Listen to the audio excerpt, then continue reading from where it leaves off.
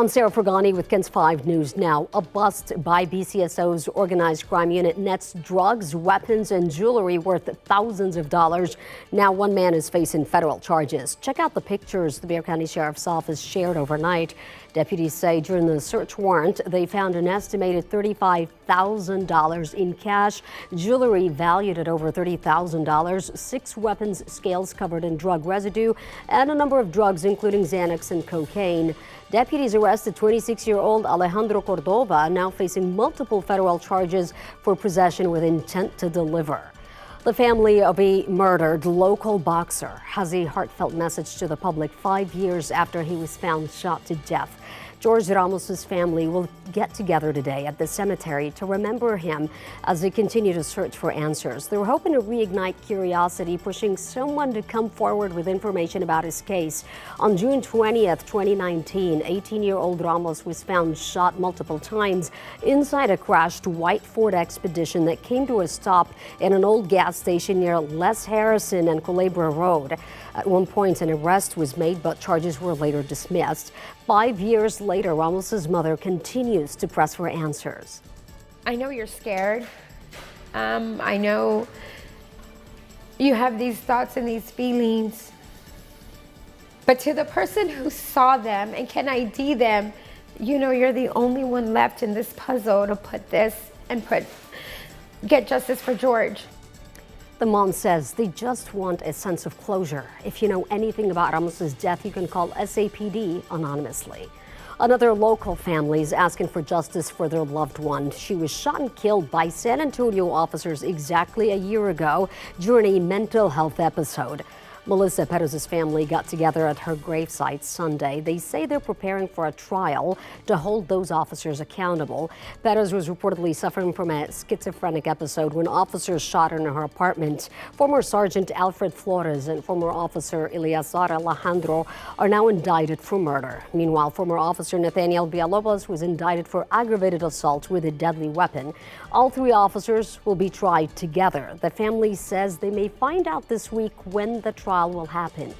I have a daughter now, so having my daughter and hugging my daughter just makes me emotional because I wish I could hug my mom. Their next hearing is this Thursday. If convicted, all 3 could face 5 to 99 years in prison. Good Samaritans stopping to help a man involved in a car crash are shocked to find he was shot several times.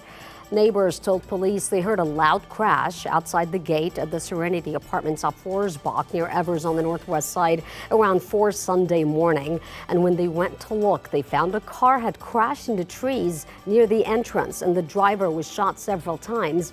He died on scene. Police have not released any other details except that they found shell casings in the area. The investigation is ongoing. 3 shooting victims also have investigators trying to piece together clues as to whether those cases are linked in any way. Officers say they found the first victim off Michigan and Santa Ana on the north side Sunday morning. A witness called 911 saying they saw a Dodge Ram driving away after someone dumped a body. The man was rushed to the hospital with life-threatening injuries. And as police searched the area, they say they found another person nearby in a ditch who was injured. And about 5 miles away near downtown, another man was discovered shot and taken to the hospital. Officers are still investigating whether there's any connection between the 3. Caught on cam, a man throwing a fit at the local post office in San Marcos, causing a ton of damage. The video shows the man trying to open the package bin to send his mail, but the door would not budge. After trying to unsuccessfully force open the drop box, he kicked the front door as he left, cracking the glass. San Marcos police say this all happened May 19th at the office on Bug Lane, and now that man is wanted for vandalism, causing $6,000 in damage. If you recognize the guy, call the San Marcos police at 512-753-2108.